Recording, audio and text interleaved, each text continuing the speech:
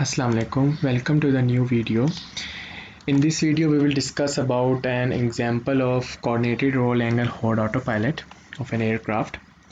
और इस केस में हम सबसे पहले yaw डैम्पर और रोल डैम्पर डिज़ाइन करेंगे और वो क्यों हमें चाहिए होते हैं, उसकी सिग्निफिकेंस हमने पिछली वीडियोस में भी डिज़ाइन किया था yaw डैम्पर को, लेकिन हम रोल डैम्पर भी डिज़ाइन करेंगे। और उसके बाद फिर मैंने आपको पिछली वीडियो में बता दिया था, आप उससे कंसल्ट कर सकते हैं कि आपने सबसे पहले bank angle hold auto pilot लगाना है और उसके बाद जो आपने साइड स्लिप को मेंटेन रखना है टू ज़ीरो। ठीक है, तो आपका कोऑर्डिनेटेड टर्न अचीव हो जाएगा। साइड स्लिप को आपने थोड़ा साइड स्लिप सेंसर आपने इसको ज़ीरो अचीव करना है और ये थ्रू रडर होगा। ठीक है, रडर की डिफ्लेक्शन की मदद से। और बैंक एंगल जो है ये वाला, ये थ्रू एलिरोन अचीव होगा बैंक एंगल होल्ड से। और बीच में हम SAS लगाते हैं ताकि अगर आपकी एयरक्राफ्ट की क्वालिटीज़ बेहतर नहीं है, एनी क्वालिटीज़, तो आप SAS लगा के उसको ठीक करते हैं। जस्ट लाइक आपने ये वाला फीडबैक लगाया है यॉ रेट का, यॉ जो बेसिकली यॉ डैम्पर होता है। यॉ डैम्पर जो होता है वो रडर के साथ होता है, तो दैट्स वाई ये आउटर में साइड स्लिप लगा हुआ है और इनर में आपके पास यॉ रेट का फीडबैक लगा हुआ है। तो अब हम बेसिकली अब डिज़ाइन करेंगे कि how to design an aircraft yaw damper and roll damper. तो सबसे पहले आपने किसी भी एयरक्राफ्ट की जो हैंडलिंग क्वालिटीज़ है उसको आपने मेंटेन रखना है कि आपका एयरक्राफ्ट सबसे पहले कौन सी क्लास में लाया करता है और कौन सी कैटेगरी में लाया करता है। कैटेगरी 3 होती हैं, ABC। मैंने आपको पहले शो की वीडियोस में बता चुका हूँ। अगर एक एयरक्राफ्ट अप्रोच कंडीशन में जा रहा है तो उस केस में कैटेगरी C है। लैंडिंग, टेक ऑफ, अप्रोच तो कैटेगरी C होती है। आम कंडीशंस में क्रूज़ वाले कैटेगरी A और B फिर आ जाती हैं। क्लासेस जो हैं वो डिफ़ाइन होती हैं बाय वेट के हिसाब से डिफ़ाइन की जाती हैं जो क्लासेस होती हैं। तो अब फॉर एग्जांपल जो एयरक्राफ्ट की जो लेटरल डायनामिक्स है तो उसकी ये स्टेट स्पेस वैल्यूज़ हैं। इसमें ये side slip, beta, roll rate, yaw rate और बैंक एंगल, ये इसी तरह सीक्वेंस में मैटलैब में भी लिखे जाएंगे। और पहली इनपुट एलिरोन की है, फिर दूसरी रडर की है। ये आपने सीक्वेंस नहीं भूलना। ओके, अब इसके बाद आप सबसे पहले अगर मैं बात करता हूँ कैटेगरीज़ की, मेरा जो एयरक्राफ्ट लाया कर रहा है वो कैटेगरी C और क्लास 4 में है, तो इसकी जो मिनिमम डैम्पिंग रेशियो है वो 0.08 होनी चाहिए। मिनिमम का मतलब ये है कि 0.08 से कम नहीं हो, ये ना हो कि 0.05 हो जाए, 0.07 हो जाए। मिनिमम कम से कम 0.08 होनी चाहिए। ठीक है, और इसी तरह मिनिमम फ्रीक्वेंसी 1 होनी चाहिए। ठीक है, 1 से कम ना हो। ठीक है, ये आपकी हैंडलिंग क्वालिटीज़ हैं। और इनका जो प्रोडक्ट है वो भी 0.15 से कम नहीं होना चाहिए, 0.15 से ज़्यादा हो। लेकिन आपने अचीव इतना ज़्यादा भी नहीं करना, आपने इतनी ज़्यादा फ्रीक्वेंसी भी नहीं देनी, इतनी ज़्यादा डैम्पिंग भी नहीं, आपने ख़ास हद पे लेके चलना है हर चीज़ को। तो आपने क्या करना है, बेसिकली इन क्वालिटीज़ को देखना है कि आपका एयरक्राफ्ट इसको तो मैच कर रहा है। ये ना हो कोई फॉर एग्जांपल कोई एयरक्राफ्ट है उसकी डैम्पिंग जो है वो 0.04 है, तो आप क्या करोगे, आप उसकी डैम्पिंग ठीक करोगे।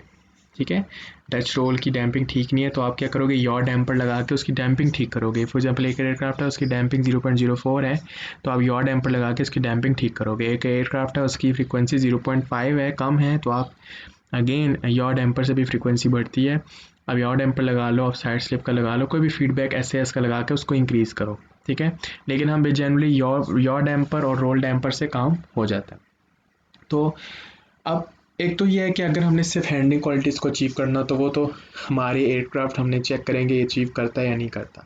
लेकिन जब आप ऑटो पायलट लगाते हैं तो ऑटो पायलट लगाने से आपकी जो ख़ास तौर पे डिस्टर्ब होते हैं सारे मोड, तो आप क्या करते हो, आप यॉ डैम्पर भी लगा रहे हो, रोल डैम्पर भी लगा रहे हो कि अगर ऑटो पायलट लगाने से कोई चीज़ डिस्टर्ब होती है तो वो ठीक हो जाए। अदरवाइज़ आप ना भी लगाओ, आप यॉ डैम आपका फॉर एग्जांपल एयरक्राफ्ट मीट कर रहा है रिक्वायरमेंट्स को, आप नहीं लगाते, आप क्लासिकल यॉ डैम्पर नहीं लगाते, आपका एयरक्राफ्ट मीट कर रहा है रिक्वायरमेंट्स को। बट अगर ऐसा हो कि आपने ऑटो पायलट लगाया और ऑटो पायलट लगाने के बाद आपका एयरक्राफ्ट मीट नहीं कर रहा रिक्वायरमेंट्स को, वो उस रिक्वायरमेंट को मीट नहीं करता, तो फिर आप क्या करते हो, आप फिर यॉ डैम्पर और फिर रोल डैम्पर्स लगा के आप मीट कराते हो। अगर ऑलरेडी मीट कर रहा है ऑटो पायलट लगाने के बाद भी फिर आप नहीं लगाते ऐसे लूप, आप यॉ डैम्पर भी नहीं लगाते और रोल डैम्पर भी नहीं लगाते। तो मैं बेसिकली आपको बताऊंगा रोल डैम्पर, यॉ डैम्पर कैसे लगाते हैं, फिर आप अपनी एग्जांपल्स इंप्लीमेंट कीजिएगा इसी तरह जो रोल मोड है उसका जो टाइम कांस्टेंट जो है वो 1 से ज़्यादा नहीं होना चाहिए, मैक्सिमम 1 है, ठीक है। 1 से कम जितना मर्जी हो, जितना मर्जी 1 से कम हो, 0.1 है, 0.2 है। एक तो रोल मोड बहुत फास्ट होना चाहिए, ठीक है, क्योंकि वो एक तो डिस्टर्ब करेगा अगर स्लो है, तो इसलिए हम इसको कोशिश करते हैं फास्ट ही रखें। फिर इसी तरह जो स्पायरल मोड है वो 17.3 मिनिमम है, ज़्यादा से ज़्यादा जितना मर्जी स्लो हो ये मोड। और ये जो टाइम कांस्टेंट है ना, time constant simple reciprocal of the pole होता है। फॉर एग्जांपल आपका पोल की लोकेशन 3 पे है, तो आप उसका रेसिप्रोकल ले लें, ठीक है, 1/3 कर लें, तो 0.3 उसका टाइम कांस्टेंट है, ठीक है। तो ये बेसिकली आपने इसमें देखना होता है। तो सबसे पहले इस क्वालिटीज़ जो आपकी है इसको आपने मैटलैब में इम्प्लीमेंट करना है। तो आप मैटलैब में जाते हैं सबसे पहले, और उसी तरह सेम तरीके से आपने ए मैट्रिक्स, बी मैट्रिक्स, सी, अगेन मैंने आपको बताया था ये क्योंकि आपको चारों के चारों आउटपुट्स देखनी है, ठीक है। पिछली एग्जांपल में हमने सिर्फ 2 आउटपुट्स चाहिए थी, सी जो है आउटपुट मैट्रिक्स है, तो मैंने इसको आइडेंटिटी ऑफ द 4 इसलिए लिखा है क्योंकि मुझे चारों के चारों आउटपुट्स मिलेंगे, ठीक है, मुझे चारों के चारों आउटपुट्स चाहिए। फिर उसके बाद डी जो है वो ज़ीरोज़ है, ठीक है, डी जो है मेरे पास ज़ीरोज़ आएंगे, वो आपको पता है सी और डी की रोज़ मिलनी चाहिए, तो डैट्स वाई ये आइडेंटिटी 4 और ये 4,2 हो जाएगा, ठीक है। 2 इसलिए क्योंकि आपके पास 2 इनपुट्स हैं, और आउटपुट 4 है। 4 कौन सी, ये मैंने उसी तरह डिफ़ाइन कर दिया बीटा, और उसके बाद रोल रेट आ रहा है, ठीक है। आपने डिफ़ाइन वैसे ही करना है जिस तरह आपके पास ये दिए हुए हैं, beta, roll rate, yaw rate और बैंक। बीटा रोल का मतलब roll rate, yaw rate and bank को मैंने फी से डिफाइन किया है। एंड सेम इनपुट्स में एलिरॉन एंड रडर, और आउटपुट्स में अगेन आउटपुट्स में आपको यही चीज़ मिलेंगी, ठीक है, बीटा, रोल या फी। फिर आप इसको जब एंटर करते हो तो आपके पास, मैं आपको सिसलैट दिखा देता हूँ, सिसलैट जो डिफाइंड है, कोई भी आप नाम दे सकते हैं। तो आप देख सकते हैं ये बीटा, रोल और ये एलिरॉन, रडर, और ये देख सकते हैं ये 4 का मतलब क्या है कि आउटपुट में बीटा भी आएगा, फिर दूसरी आउटपुट जो होगी वो रोल की होगी, तीसरी आउटपुट यॉ की, चौथी आउटपुट फी की होगी। इसी तरह हम उसको सिमुलिंग में डिफाइन करेंगे, और ये तो ऑलरेडी 0 होता है, और एलिरॉन पहले आएगा फिर रडर आएगा। अब जब इसकी हम डैम्पिंग करेक्टरिस्टिक्स देखते हैं तो देखते हैं पहला जो पोल है वो है 0.129, जो कह सकते हैं स्पायरल मोड है, और स्पायरल मोड अनस्टेबल है। इसको हमने स्टेबल बनाना है, स्टेबल नहीं है। तो स्टेबल बनाने के लिए आपको रोल डैम्पर की ज़रूरत होगी कि इसको स्टेबल किया जाए। दूसरी चीज़, जो आपके पास स्पायरल जो डच रोल मोड है, डच रोल मोड की डैम्पिंग 0.1 और इसकी फ्रीक्वेंसी है 1.79, 0.1 एंड 1.79। तो ये रिक्वायरमेंट्स को तो मीट कर रहा है, ठीक है, जो रिक्वायरमेंट्स आपके पास दी हुई है उसको मीट कर रहा है, लेकिन जब इनका प्रोडक्ट लेते हैं वो प्रोडक्ट बनता है 0.179, ठीक है, जो 0.15 के करीब करीब है। तो इसका मतलब ये है कि हमें यॉ डैम्पर लगा लेना चाहिए ताकि आगे जब मैं फीडबैक्स लगाऊं, क्योंकि मैं जब बैंक एंगल होल्ड और साइड स्लिप का लगाऊंगा तो मेरा ये जो बेसिकली डच रोल मोड है कि ये ख़राब ना हो जाए, इस वजह से मैं यॉ डैम्पर लगाऊंगा। तो अगर आपका एयरक्राफ्ट मीट करता है रिक्वायरमेंट्स को, ऑटो पायलट लगाने के बाद भी मीट करता है, तो आपको ज़रूरत नहीं है लगाने की, आपकी मर्ज़ी है। इसी तरह रोल डैम्पर भी लगाने की ज़रूरत नहीं है। रोल को देखते हैं तो वो -3.4 है, माइनस में स्टेबल है, और इसका जो टाइम कांस्टेंट है वो है 0.294, ठीक है, वो भी रिक्वायरमेंट को मीट कर रहा है, क्योंकि रिक्वायरमेंट थी 1 से ज़्यादा नहीं होना चाहिए, 1 से कम है। स्पायरल मोड का माइनस इसलिए है क्योंकि वो अनस्टेबल है, अनस्टेबल होगा तो पोल जो टाइम कांस्टेंट वो नेगेटिव होता है।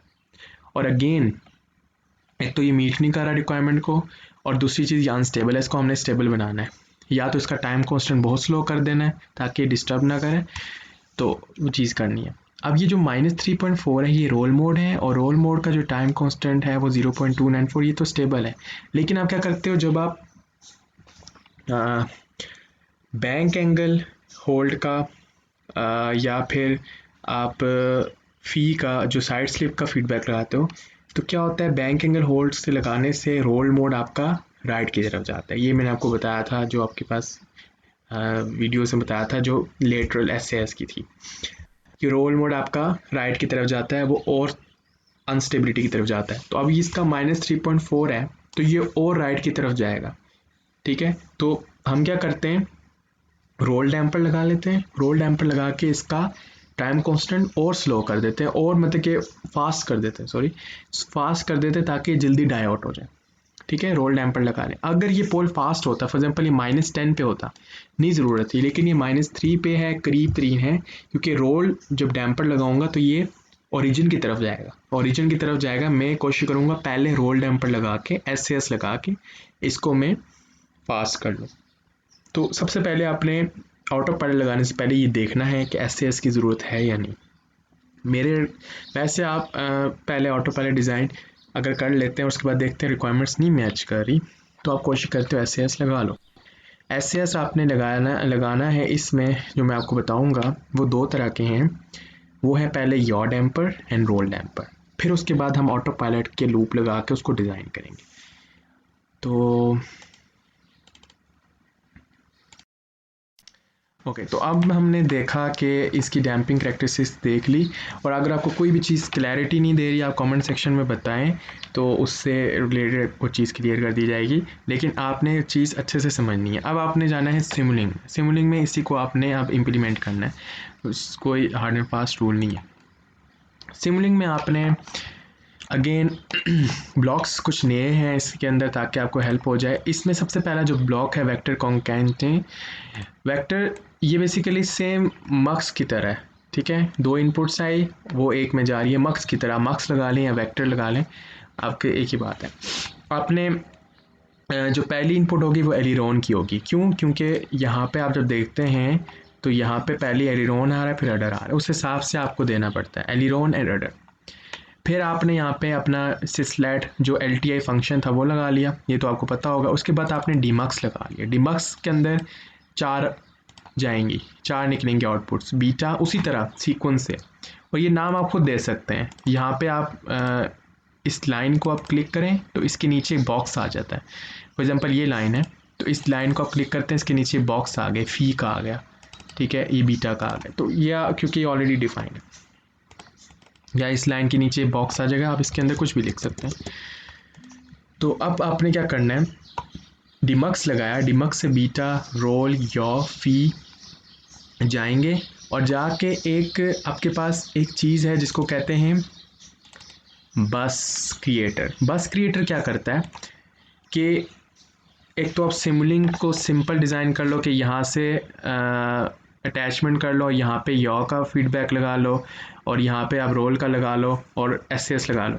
ये एक कन्वीनियंट और इजी वे है कि आप ब्लॉक्स के थ्रू ब्लॉक्स बना के, बस क्रिएटर बना के एक सिग्नल भेज दो, सिग्नल को डिवाइड कर दो। अब क्या होगा, ये सिग्नल्स, चारों सिग्नल्स एक बस में आ जाएंगे जो बस क्रिएटर है। ठीक है, ये बस कैसे क्रिएट करनी है, आपने सिंपल आपने बस क्रिएटर लिखना है, इधर बस क्रिएटर लिखें, बस क्रिएटर लिखा आपने, और इधर आपने आउटपुट्स दे देनी है। कितनी इसमें इनपुट्स जा रही हैं, 4 इनपुट्स जा रही हैं, 4 इनपुट्स दे दें। ठीक है, 4 इनपुट्स जा रही हैं, और उसके बाद ये सारी इनपुट्स आपने इसमें देनी है। तो ये इसमें सिग्नल बता देगा, ये बीटा का सिग्नल है, ये रोल का सिग्नल है, यॉ का सिग्नल है, फी का सिग्नल है। इसको कहते हैं बस क्रिएटर। बस क्रिएटर क्या करेगा, सारे सिग्नल्स को एक बस में एक उसने बना दिया। अब फॉर एग्जांपल इस बस क्रिएटर से मैंने अपनी मर्ज़ी का कोई भी सिग्नल में ले सकता हूँ, और उसके लिए मैं एक और ब्लॉक डिफाइन करता हूँ जिसको कहते हैं बस सेलेक्टर। बस सेलेक्टर क्या करता है, बस सेलेक्टर इनमें से ये जो सारी एक में चली गई हैं सारी, ठीक है, तो अब क्या करेगा, बस सेलेक्टर इनमें से सिलेक्ट करेगा किसी एक सिग्नल को जिसका मैंने फीडबैक लगाना है। ठीक है, तो ये ईजीनेस हो जाती है। आप इसको फ्लिप कर दें, क्योंकि ये भी इस तरह बना हुआ है, Ctrl+I करके इसको फ्लिप कर दें, ये फ्लिप हो गया। अब आप क्या करते हैं बेसिकली, ओके, तो अब आपने बस क्रिएटर बना लिया जो बस क्रिएट करेगा। बस का मतलब ये है कि सारे सिग्नल्स एक में जमा हो गए। बस सेलेक्टर क्या है, इनमें से कोई एक सिग्नल सेलेक्ट करना है। फॉर एग्जांपल अब सिग्नल्स कौन से जा रहे हैं ये इसको अभी पता नहीं चल रहा, हम क्या करेंगे, यहाँ से एक वायर ले जाएंगे इसकी तरफ। अब इसको पता चलेगा यहाँ पे कितने सिग्नल जा रहे हैं, इतने। अब इन सिग्नल में से मैंने सबसे पहले मैं चाह रहा हूँ यॉ डैम्पर लगाना। यॉ डैम्पर क्या होता है? यॉ डैम्पर होता है रोल रेट का फीडबैक, रोल रेट का फीडबैक एलिरोन के साथ, रोल रेट का फीडबैक एलिरोन के साथ, वो होता है रोल डैम्पर, उसको कहते हैं रोल डैम्पर। और यॉ डैम्पर होता है यॉ रेट का रडर के साथ। आप अपने रोल रेट का लगाया और इन सिग्नल्स को, जो पहले से सिग्नल्स आ रहे हैं इनको आप डिलीट कर दें क्योंकि वो पहले से ओरिजिनेट हो रहे थे। आपने रोल रेट को सिलेक्ट किया और ये सिलेक्ट हो गया, ओके कर दिया। अब ये जो सिग्नल जाएगा ना, ये देखें इसने डिटेक्ट कर लिया कि ये रोल का, यहाँ से जो सिग्नल जाएगा ये रोल रेट का है, ठीक है। अगेन आपने क्या करना है, यहाँ पे सम लगा लें,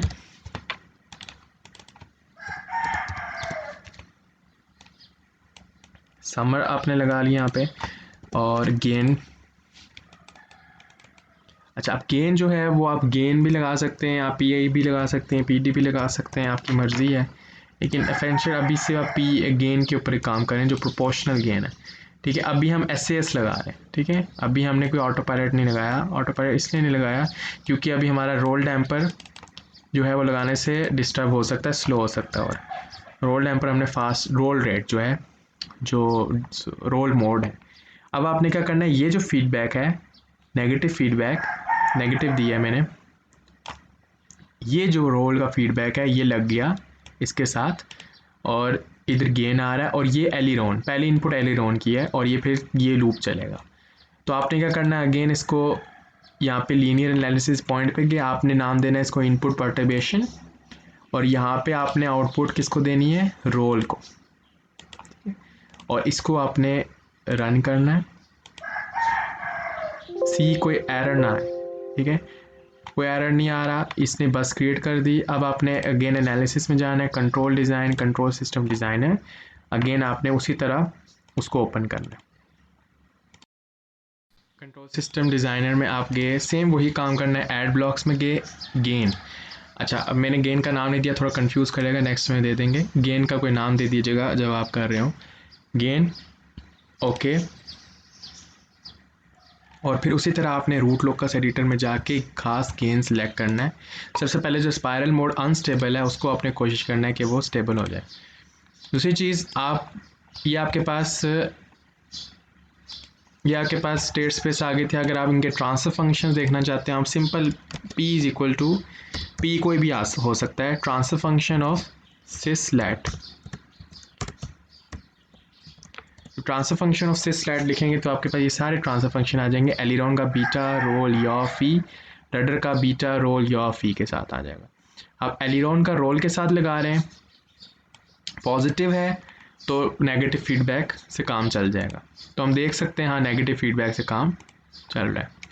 तो इवेंचुअली ज़ीरो लोकेशन पे चले जाते हैं। सबसे पहले ज़ीरो लोकेशन पे आपके पास सारे पोल्स देख सकते हैं कि ये आपके पास -3.4 पे है जो हमने देखा था, ये नेगेटिव पॉजिटिव है, और ये तो आपके पास फ्रीक्वेंसी सा चल रही है।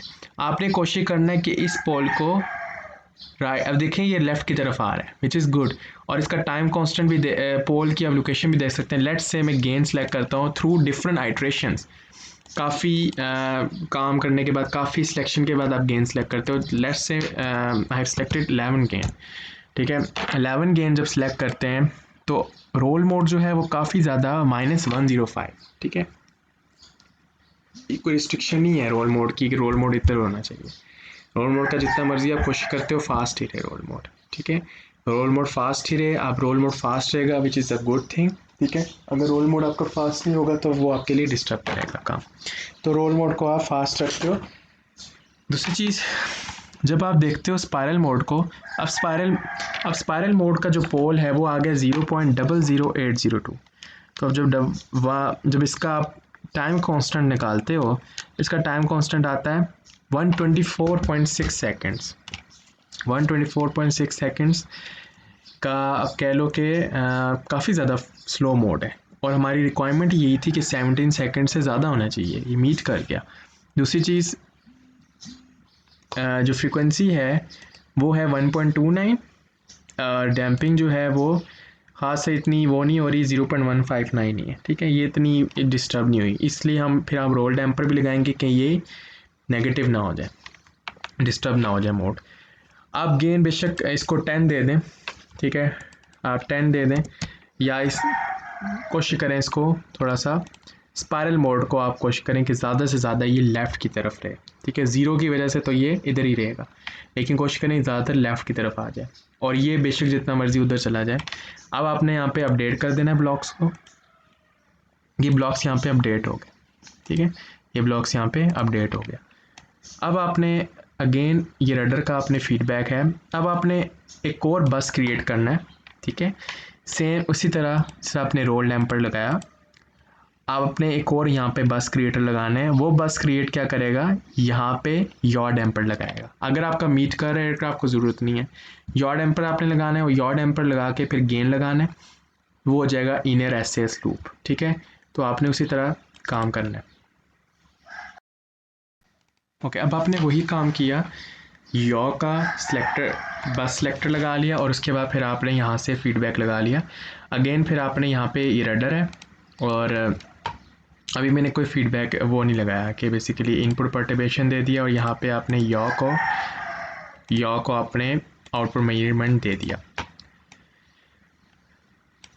यहाँ पे स्कोप जो मैंने लगाया ये बीटा और फी, और इसको मैंने एक बेसिकली मक्स में लगा के स्कोप देखा, तो एंड पे मुझे इन्हीं ऑटो पायलट का रिस्पॉन्स चाहिए, बीटा और फी का। तो ये एंड पे देखेंगे हम। गेन रन किया आपने, एनालिसिस में गए, control design, control system designer, and you have to check again tuning blocks में जाएं, ऐड ब्लॉक्स, और रोल डैम्पर हमने कर लिया था, यॉ डैम्पर को आपने टिक करना है, और ओके, एंड आपने फिर उस हिसाब से अपना मर्ज़ी का गेन, अब फिक्स नहीं है, जो मैं गेन सेलेक्ट कर रहा हूँ वही गेन आप लोग भी सिलेक्ट करें, ज़रूरी नहीं है। ओके, अब आप देख सकते हैं कि ये नेगेटिव की तरफ जा रहा है, क्योंकि हमने फीडबैक अभी चेक नहीं किया। एलिरोन का रडर का जब आप यॉ के साथ देखते हैं तो वो नेगेटिव है, इसका मतलब पॉजिटिव फीडबैक हमें चाहिए होगा। तो पॉजिटिव फीडबैक का मतलब यही हुआ कि हमें गेन नेगेटिव देना पड़ेगा, ठीक है। हमने तो इधर नेगेटिव ही लगाया हुआ था, तो गेन को नेगेटिव दे दें, इधर जाएं और गेन की वैल्यू यहाँ पे नेगेटिव दे दें, ठीक है, या फिर उधर सम में जाके उसका साइन चेंज कर दें। तो फॉर एग्जांपल मैंने लेट्स से -0.5 और इतना गेन दे दिया। आप देख सकते हैं कि ये योर डैम्पर का ये आ रहा है, वो तो आपके पास पोल उधर ही चला गया था, वो उधर ही है, उसका इतना मसला नहीं। इसको हम जूम करते हैं, और अगेन आपने देखना कि स्पायरल मोड ऑसिलेटरी ना हो जाए, तो आपने अपनी मर्ज़ी का गेन दे दें। अब देख सकते हैं कि डैम्पिंग बढ़ रही है, आप कोशिश करें डैम्पिंग बढ़ा दें डच रोल की, और आप ये भी देख सकते हैं कि स्पायरल मोड क्या हो गया है, स्पायरल मोड स्टेबल हो गया, -0.006 है, और इसका जब आप रेसिप्रोकल लें तो टाइम कांस्टेंट क्या बनता है 144। तो यहाँ पे आपका एसएस की रिक्वायरमेंट्स पूरी होगी, अब आप ऑटो पायलट डिज़ाइन कर सकते हैं। और ये आप गेन देख लें, फॉर एग्जांपल लेट्स से मैं -1.5 यॉर डैम्पर का गेन ले लेता हूँ, -1.5। तो लेट्स से मैं फॉर एग्जांपल यहाँ पे गेन जो सिलेक्ट करता हूँ वो है let's say we can see -1.5, ठीक है। आपने तक गेन सेलेक्ट कर लिया। अगर आपको ये ज़्यादा लग रहा है, फॉर एग्जांपल अब ये 0.8 फ्रिक्वेंसी ज़्यादा है, तो आपकी मर्ज़ी, आप कम भी कर सकते हैं। आप इसको 0.5 कर दें, लेट्स से 0.5, ठीक है, इतना आपने कर लिया। और 1.34 इन दोनों का जब प्रोडक्ट लें, 0.576 इंटू 1.34 इन दोनों का जो प्रोडक्ट लें, ये आता है 0.77, ठीक है। और जो इनका प्रोडक्ट 0.15 मिनिमम होना चाहिए, तो उससे ज़्यादा ही है, तो कैन से काफ़ी ज़्यादा है, तो ठीक है। अब इधर जाके अपडेट कर दें। ये अगेन मैं कह रहा हूँ, ये वैल्यूज़ चेंज हो सकती हैं, आपकी मर्ज़ी आप कितना रूट लोकस के साथ काम करते हो। अब अगेन आपने इसको अपडेट कर दिया। नाउ अब आपने क्या करना है, बैंक एंगल होल्ड का डिज़ाइन करना है। तो बैंक एंगल होल्ड के लिए अगेन आपने आउटर लूप लगाना है। तो एस तो हमने लगा लिया। इधर से आपने अब बस सेलेक्टर में फ़ी, क्योंकि बैंक एंगल फ़ी है, उसको सिलेक्ट करना है, और ये फ़ी का एक और यहाँ से जो सिग्नल निकलेगा वो फ़ी का होगा। तो अगेन मैं यहाँ पे एक सम क्रिएट करता हूँ, बल्कि इसी को कॉपी करते हैं, ठीक है। ये सम क्रिएट किया बीच में, और गेन आपने सिलेक्ट कर दिया, ठीक है, और ये आपके पास आ गया। और इस गेन का आपने यहाँ पे इस गेन को चेंज कर दिया, नाम दे दें bank angle hold. Bank angle hold का कहना है क्योंकि एक खास बैंक एंगल पे कोऑर्डिनेटेड टर्न होगा, और उसके बाद फिर साइड स्लिप का भी हम लगाएंगे, साइड स्लिप 0 होना चाहिए। ओके, ये अब आपका आउटर लूप है, ठीक है। ये थोड़ा सा आपको उल्टा नज़र आएगा, लेकिन ये आपका आउटर लूप है, outer loop, and this is the inner loop, ठीक है। This is the inner loop जो हम डिज़ाइन कर चुके हैं, विच इज़ SAS ये। और अब हम डिज़ाइन करने जा रहे हैं बैंक एंगल होल्ड को। ओके, अब आप देख सकते हैं उसी तरह आपने फ़ी के लिए किया, और अब आप अगेन यहाँ पे इनपुट परटर्बेशन आपने ऑलरेडी दी हुई थी, और यहाँ पे आपने फ़ी एंगल जो आपके पास मौजूद था वो आपने दिया, और उसके बाद फिर एनालिसिस में गए, कंट्रोल सिस्टम डिज़ाइन, और यहाँ पे आपने ओपन कर दिया बैंक एंगल होल्ड को। तो बैंक एंगल होल्ड को ओपन करते हैं तो देख सकते हैं कि ये डैश रोल मोड तो फिक्स ही है अपनी जगह पे, स्पायरल मोड मूव करेगा और रोल मोड इस तरफ मूव करेगा। अगर हम रोल डैम्पर ना लगाते, ओरिजिनली यहाँ पे 3 पे था पोल, तो वो यहाँ पे और अनस्टेबल होता, तो उसका काम ख़त्म हो जाता। तो डैट्स वाई आपने रोल डैम्पर लगा के रोल को काफ़ी ज़्यादा स्टेबल कर दिया। इस केस में अब आपने इतने भी ज़्यादा गेन नहीं देना इस केस में, क्योंकि आपको पता है स्पायरल मोड ज़्यादा स्टेबल हो जाएगा, ज़्यादा स्टेबल भी नहीं करना इसको, ठीक है। तो आप कोशिश करते हो थोड़ा गेन दो, ठीक है, जितनी आपकी रिक्वायरमेंट्स हैं, ठीक है, थोड़ा गेन देते हो। एंड लेट्स से मैं कहता हूँ कि मैंने गेन जो चेक की दिया है वो 0.4 है, तो 0.4 गेन दिया, तो इसमें इसको मैंने अपडेट कर देना है इस ब्लॉक को, ठीक है। 0.4 गेन दिया, थोड़ा सा मूव किया, ज़्यादा मूव नहीं करना, ज़्यादा स्टेबल हो जाएगा। तो बस आपने इतना रखना है, ठीक है। स्पायरल मोड के इतना मैटर नहीं करता, मेन चीज़ Dutch roll and roll mode matter करता है। देन अपडेट, इसको आपने अपडेट कर देना। फिर आपने अगेन क्रॉस कर लिया। अब आपने क्या लगाना है, साइड स्लिप का।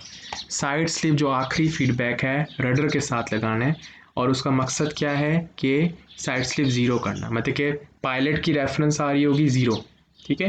तो वो आपको मैं समझाता हूँ कैसे। अगेन आपने इधर गया और यहाँ पे आपने बीटा सेलेक्ट कर देना, बीटा यहाँ पे लूप आ गया। अगेन आपने इसको सेलेक्ट कर देना एंड इसको अगेन आप रख लें, और इसका नाम आप दे दें साइड स्लिप, ठीक है। साइड स्लिप नाम दे दिया, और गेन अभी 0 दें क्योंकि अभी हमें नहीं पता गेन क्या है। और इसको यहाँ पे, अच्छा इस रडर का क्या करना है ये मैं आपको बताता हूँ। ये आपने फीडबैक दिया, ये आपने इसको यूज़ कर लिया। अब आपने इसको इधर ले गए, ये बीटा का फीडबैक जा रहा है यहाँ पे। साइड स्लिप तो 0 है, इसका गेन 0 है। अच्छा, यहाँ पे जो बेसिकली आप एक कांस्टेंट लगा रहे हैं विच इज़ कांस्टेंट, जो कांस्टेंट इनपुट आ रही होगी, जो ये भी इनपुट है जैसे स्टेप होती है, लेकिन हमें स्टेप नहीं चाहिए इस केस में, हमें स्टेप इनपुट नहीं चाहिए। हमें इस केस में जो चाहिए वो है कांस्टेंट 0। वो वजह क्या है, ये जो साइड है ये पायलट की रेफरेंसिंग इनपुट होती है।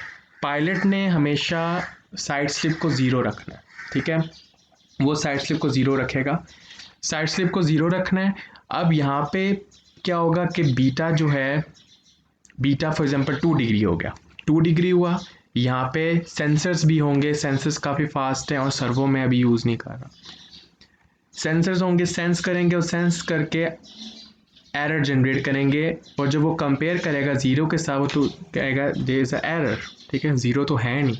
तो वो गेन को यूज़ करके मैनिपुलेट करके 0 को अचीव करने की कोशिश करेगा। तो ये कांस्टेंट 0 की इनपुट आएगी, कांस्टेंट एक 0 की इनपुट जा रही होगी, और क्या होगा कि उस गेन के साथ मल्टीप्लाई होकर वो ज़ीरो होने की कोशिश करेगी, लेकिन इवेंचुअली आप देखेंगे अब सिंपल गेन से ज़ीरो नहीं होगा, आपको PI/PD लगाना पड़ेगा। कुछ केसेस में हो भी जाएगा, ठीक है, डिपेंड करता है, कुछ में नहीं भी होगा, ठीक है, कुछ में नहीं भी होगा। आपको क्या करना पड़ेगा, PI कंट्रोलर लगा के या कोई कॉम्प्लेक्स कंट्रोलर लगा के उसको ज़ीरो करना पड़ेगा।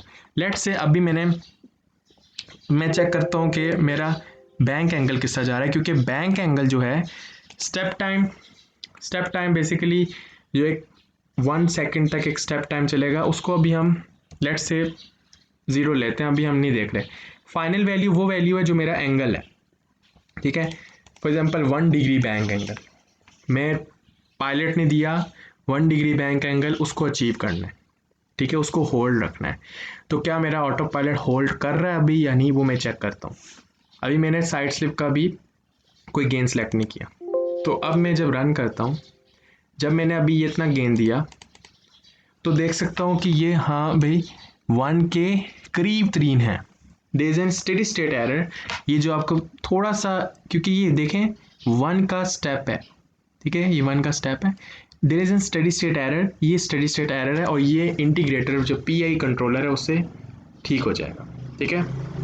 दूसरी चीज़ जो बैंक एंगल है, ये साइड स्लिप, क्योंकि इधर हमने देखा था 2 आ रहा है, एक बीटा का आएगा और एक फी का आएगा।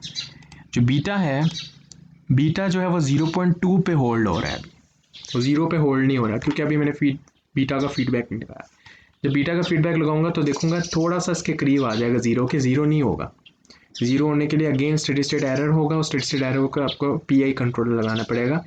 तो डिपेंड करता है वो आप कैसे उसको मैनिपुलेट करते हो, और PID कंट्रोलर कैसे लगाना है, PI कंट्रोलर कैसे लगाना है, ये मैंने बाकायदा आपको वीडियो में बताया था पिछली वीडियोस में कि PID कैसे ट्यून करते हैं। इसमें नहीं समझ आ रही है मुझे कमेंट सेक्शन में बताएं, मैं आपको बता दूंगा कैसे ट्यून करना है PID को। लेकिन अभी मेन मकसद जो है वो सिंपल एक समझना है कि ऑटो पायलट में क्या हो रहा है। फाइनल वैल्यू कितनी थी हमारी स्टेप की, ये चीज़ असली समझने वाली है, 1 थी, और जब हमने स्टेप दी तो स्टेप से हमें पता चल रहा है कि मेरा ऑटो पायलट 1 के करीब करीब होल्ड कर रहा है, ठीक है। There is an error, steady state error, लेकिन उसको होल्ड करने की कोशिश कर रहा है, ठीक है। साइड स्लिप अभी हमने नहीं देखा, तो ये आपके पास आपने समझना है कि ऑटो पायलट आपका कर क्या रहा है। अब आपने अगेन इसको अपने देना है और अगेन आपने साइड स्लिप को ओपन करना है। ओके, इनिशियली आपने क्या किया, रूट लोकस बनाया, और रूट लोकस बनाते हैं तो आपके पास प्लॉट इस तरह का आता है। हालांकि साइड स्लिप का प्लॉट ऐसा नहीं आ रहा होता, तो आप गेन को नेगेटिव करके देखते हो कि आपका गेन कैसे आ रहा है, नेगेटिव कर लेते हो गेन को, पॉजिटिव फीडबैक लगा लेते हो, तो आप पॉजिटिव फीडबैक लगा के देखते हो कि हाँ भी आप ठीक आ रहे हैं। तो अब अपने ये दो तो फिक्स है, स्पायरल वगैरह हिले अपने मोड से नहीं हिलेंगे। साइड स्लिप फीडबैक क्या करता है, आपकी स्टिफनेस बढ़ाता है, डायरेक्शनल स्टिफनेस बढ़ाता है, देखिए फ्रिक्वेंसी बढ़ाता है, डैम्पिंग भी बढ़ रही है, लेकिन डैम्पिंग इतनी नहीं बढ़ेगी, डैम्पिंग कम होगी। अब आप गेन जितना बढ़ा रहे हैं तो आप देख सकते हैं कि फ्रिक्वेंसी भी बढ़ रही है और डैम्पिंग कम हो रही है, लेकिन आपने इतनी भी फ्रिक्वेंसी नहीं बढ़ानी। लेट्स से आप 2.5 कर लेते हैं, ठीक है, और ये गेन है -3.9, और मैं गेन कर लेता हूँ -4, ठीक है। Let's say we have a gain of -4, okay. Let's say हम गेन रख लेते हैं -4, ठीक है, आपकी मर्ज़ी, आप कोई भी रखें। -4 रख लिया, अपडेट कर दिया ब्लॉक्स को, एंड देन क्रॉस। तो अब आप देख सकते हैं -4 रख लिया और रन करेंगे इसको, अब देखते हैं कि ये हमारा ऑटो पायलट कुछ कर रहा है या नहीं। यस, अब आप देख सकते हैं कि ये 1, there is an steady state error जो 1 को अचीव कर पा रहा है, एंड देयर इज, पहले ये इधर जाके कोई 0.2 पे था, अभी काफ़ी कम हो गया। There is an error, steady state error है, वो हम निगेट नहीं कर सकते, हम PI कंट्रोल लगा के उसको ठीक कर सकते हैं, वो इवेंचुअली ठीक हो जाएगा, ठीक है। तो PI कंट्रोलर, अगर आपको कमेंट सेक्शन में मुझे बताएं PI कंट्रोलर के रिलेटेड, मैंने आपको बताया था PID की ट्यून कैसे करते हैं, सेम ऐसे ही आपने ट्यूनिंग करनी है, ठीक है। तो आपने क्या करना है कि आप देख सकते हैं कि ये एक सर्टन साइड स्लिप इसने होल्ड कर लिया, लेकिन वो 0.02 0.03 के ऊपर वैल्यू है, ठीक है, करीब है ज़ीरो के करीब है, ठीक है। तो हम देख सकते हैं कि हमारा ऑटो पायलट प्रीटी गुड, और आप PI कंट्रोल लगा के इसको और बेहतर बना सकते हैं, ठीक है। अब एक चीज़ आपको इंट्रोड्यूस करवानी है बेसिकली इसमें, वो है एक और बॉक्स की जिसको कहते हैं वर्क स्पेस। वर्क स्पेस क्या होता है? वर्क स्पेस का मतलब ये होता है कि जो आप सिमुलिंक में डाटा कर रहे हैं उसको आप work space that is MATLAB में ले जाएं। आप फॉर एग्जांपल मैंने एक वर्क स्पेस बनाई। जब भी आप वर्क स्पेस बनाएंगे तो वर्क स्पेस बनाई आपने तो उसका एक नाम आ जाता है जस्ट लाइक सिम2, या आप कोई भी नाम देख सकते हैं। इसका नाम कोई भी दे दें, ABC दे दें, कोई भी नाम दे दें। तो इसको मैं अभी क्रॉस कर रहा हूँ। तो ये आपने एक बॉक्स इधर लगा लिया, एक बॉक्स इधर लगा लिया, आपकी मर्जी है जिधर मर्जी लगाएं। अब आपने मैटलैब में कोड लिखना है। कोड लिख के आप सारे प्लॉट्स जो इधर देख रहे हैं वो मैटलैब में आ जाएंगे। इट्स अ ईजी वे कि आप वर्क स्पेस में इसको ले जाओ। तो अब फॉर एग्जांपल ये M फाइल में बेसिकली कोड लिखा, सब प्लॉट 2,2,1। सब प्लॉट का मतलब क्या होता है? आप जब मैं लिखता हूँ ना सब प्लॉट, ठीक है, 2,2,1, तो इसका मतलब ये होता है कि 2,2 का मतलब क्या होगा कि दो कॉलम्स आ जाएंगे आपके पास और दो।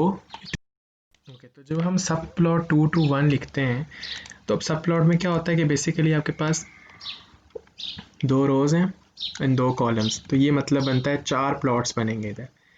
तो ये इस तरह आपकी मर्ज़ी, अब तीन प्लॉट्स बना लें, 6 बन जाएंगे। तो ये इसका मतलब ये है 2,2,1 का मतलब क्या, पहली लोकेशन पे प्लॉट आ जाएगा। ठीक है, तो अब मैंने आपको बताया था कि बेसिकली सिमुलिंक में आप ये सिम आउट और सिम आउट 1 इसलिए लगाते ताकि आप वर्क स्पेस में जा सको। तो अब आपने क्या करना है, कोड लिखना है, सब आउट 2,2,1 पहले में प्लॉट आ जाएगा। और इस केस में आप कोई स्टेप इम्पल्स नहीं लिखता, आप सिंपल लिखते हो plot SIM out 1 dot role. तो इसका मतलब ये हो जाता है कि सिम आउट 1 जो है आपके पास ये वाला, ठीक है, पहला ऊपर वाला sim out 1 dot roll. Roll वो वाला है जो आपने बेसिकली ये जो नाम दिया हुआ है, ठीक है, आपने इसके अलावा कोई और नाम दिया वो उसको डिटेक्ट नहीं करेगा। तो इसके अंदर के वेरिएबल्स को ही डिटेक्ट कर रहा होता है ये वर्क स्पेस। और प्लॉट इसलिए लिखते हैं क्योंकि जो आप इनपुट्स इधर देंगे ना, तो वही इनपुट्स ये बेसिकली आपको मैटलैब में दिखाएगा। तो आपको लिखना नहीं पड़ता कि आप इधर स्टेप दिए तो वो स्टेप ही सेंस करेगा। तो आपने सिंपल प्लॉट सिमोड 1 डॉट रोल, ये इसकी कमांड है। सिमोड 1 की जगह कुछ भी हो सकता है, डॉट रोल जिसका बनाना है, बीटा का बनाना है डॉट बीटा, जैसा मैंने लिखा हुआ है। तो आपने बस इतना लिख लेना आपने, और ग्रेड ऑन सब प्लॉट 2,2,2 सिमोड डॉट योर डैम्पर बीटा, ये सब लिख के आपने इसको रन कर दिया। और रन करके आप देख सकते हैं सिंपल वही रिस्पॉन्सेज आ रहे हैं जो आपने देखा था। बैंक एंगल होल्ड कर देख सकते हैं 1 पे होल्ड हो रहा है, और ये 0.06 पे करीब 3 होल्ड हो रहा है। आप PI कंट्रोलर PD कंट्रोलर लगा के इसको ठीक कर सकते हैं। वैसे स्टेडी स्टेट एरर है तो आप PI कंट्रोलर लगाओगे क्योंकि ओवर शूट नहीं है, ठीक है। तो आप सिंपल PI कंट्रोलर लगाओगे। वो लगा कैसे सकते हैं, आपने यहाँ पे PID लिखना है, ठीक है। और मैंने आपको बताया था पिछली वीडियोस में PID की, मेरी वीडियो देखें आप पीछे, मेरी वीडियोस में PID कंट्रोलर को कैसे ट्यून करना है। वो लॉन्गिट्यूडनल के केस में था, लेकिन वो हर केस में वैसा ही होगा। तो अगर आपको इसमें भी इसमें आप चाहते हैं कि इसमें PID लगाना चाहते तो आप मुझे वीडियो कमेंट सेक्शन में बताएं, तो मैं वो भी आपको बता दूंगा। PI लिख के अप्लाई करके यहाँ पे अपनी ट्यून में क्लिक करना है, और ट्यून करके आपने उतना गेन देना है उसको। इंटीग्रल जो है वो स्टेडी स्टेट एरर ख़त्म करता है। ये मैंने आपको PID के बाकायदा वीडियोस में बताया था। तो ये गेन आपने इसकी जगह लगा लेना, क्योंकि साइड स्लिप होल्ड नहीं हो रहा, तो इसको जगह लगा लेंगे तो वो हो जाएगा, या इसकी जगह लगाएंगे तो बैंक एंगल अचीव हो जाएगा 1 जो एरर आ रहा है। तो जिधर आपने एरर ख़त्म करना है वो आप करें, लेकिन पहला मेन मकसद आपका ये वाला है। दूसरी चीज़, अगर आपने देखना है कि एलिरोन और रडर कैसे डिफ्लेक्ट हो रहा है, ठीक है, तो उसके लिए आप क्या करते हो, स्टेप, ठीक है। अगर 1 डिग्री आप डिफ्लेक्शन दे रहे हैं तो एलिरोन और रडर कैसे अफेक्ट कर रहा है, तो आपने बस सिर्फ सिंपल स्टेप नहीं, आपने बेसिकली यहाँ पे स्टेप की जगह आपने बेसिकली स्कोप लगाना है, ठीक है। स्कोप के ज़रिए आपने चेक करना है कि इसमें अब आपने अगर देखना है एलिरोन और रडर कैसे बिहेव कर रहे हैं, आपने एलिरोन की जहाँ पे इनपुट आ रही है और उसकी इनपुट आ रही है, आपने वहाँ पे स्कोप लगा लेने हैं। एलिरोन की जगह आप जब स्कोप लगाएंगे और जब रन करेंगे तो आप देख सकते हैं कि एलिरोन जो है वो पॉजिटिव बैंक एंगल जो पॉजिटिव डिफ्लेक्शन दे रहा है, तो उसके बाद एक ख़ास डिफ्लेक्शन के बाद वो उसने मेंटेन रख लिया, ज़ीरो डिफ्लेक्शन मेंटेन रख लिया उसने। तो ये बेसिकली जो एलिरोन कैसे एक्ट कर रहा है वो हमने देखना है। एलिरोन ऐसे एक्ट कर रहा है। और इसके अलावा जब हम रडर को देखते हैं, रडर देख सकते हैं कि रडर पहले राइट की रिफ्लेक्शन दे रहा है, उसके बाद फिर वो उस डिफ्लेक्शन को मेंटेन रख रहा है, ठीक है, फिर पॉजिटिव डिफ्लेक्शन दे रहा है। तो एक इसका साइमल्टेनियसली इसका बिहेवियर जा रहा है, और एक के बाद उसने वो डिफ्लेक्शन होल्ड रख ली है, ठीक है, खास डिफ्लेक्शन उसने होल्ड रख ली है ताकि आपका साइड स्लिप वगैरह वगैरह सही से निगेट कर सके वो। और उसके अलावा फिर आप अगर इम्पल्स देखते हैं, इसकी जगह आप इम्पल्स इनपुट देखते हैं और इम्पल्स का रिस्पॉन्स देखते हैं, डिस्क्रीट इम्पल्स लगा लें, और डिस्क्रीट इम्पल्स लगा के यहाँ पे आप प्लॉट्स देख लें। तो इम्पल्स जब लगाएंगे तो इम्पल्स में आप देख सकते हैं कि ये आपके पास रोल का है और ये बीटा का है। तो ये दोनों डिस्टर्बेंस, कोई भी डिस्टर्बेंस आ रही है उसको निगेट कर रहे हैं, ज़ीरो कर रहे हैं, ठीक है, डिस्टर्बेंस को ज़ीरो करें which is a good thing, ठीक है, डिस्टर्बेंस को ज़ीरो कर रहे हैं। तो ये काफ़ी अच्छा आपके पास रिस्पॉन्स आ गया। अब इस केस में जब आप प्लॉट लिखेंगे ना, तो आप देखेंगे कि ये आप देख सकते हैं अब इम्पल्स क्या आएंगे। तो इम्पल्स क्या आपके पास आएंगे, तो पहले जो आपके पास प्लॉट्स आ रहे थे वो स्टेप के थे, जो आप देंगे वो सब से आएंगे। तो आप मुझे बताइएगा जो इसमें आपको जो चीज़ आपको समझ नहीं आ रही, जो आपको कंफ्यूज कर रही है, वो आप मुझे कमेंट सेक्शन में बताइएगा। और अगर आपको PID कंट्रोलर से आपको समझ नहीं आ रही कैसे ट्यून करना है, तो वो आप मुझे बताइएगा। बाकी इस वीडियो में इतना ही था, और हमने ऑटो पायलट डिज़ाइन कर लिया, और उसके अलावा नेक्स्ट में हम देखेंगे बाकी कैसे हमने चीज़ें डिज़ाइन करनी है। अल्लाह हाफ़िज़।